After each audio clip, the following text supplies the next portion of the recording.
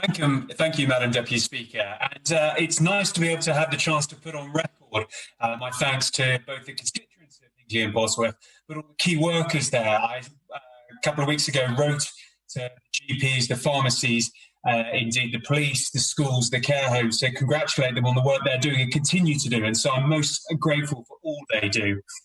It's fair to say that the virus reaches all areas of our lives and in turn all areas of government.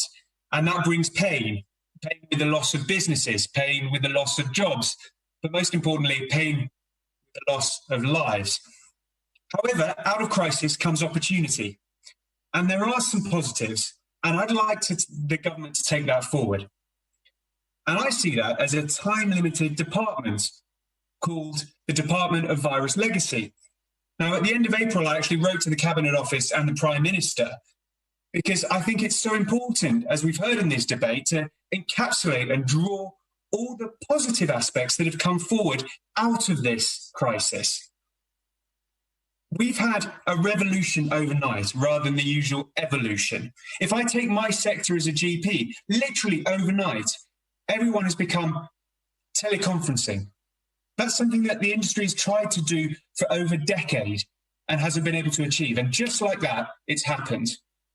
If we look at pharmacies, they're now all digital with electronic prescribing. And in my role on the Health Select Committee, I asked all the witnesses we've had, what positive aspects have you had come out of this? Cancer Care talked about how they were able to bring 10 teams all into one hospital to deal with a patient. Maternity talked about the fact they've actually had more contact because they can do remote teleconferencing. And the same with mental health. So there are positives out there, and that's just in this sector that I come from. Wider, we've looked at remote working. We've looked at the societal benefits of now knowing your neighbour, caring for your neighbour, and caring for your community.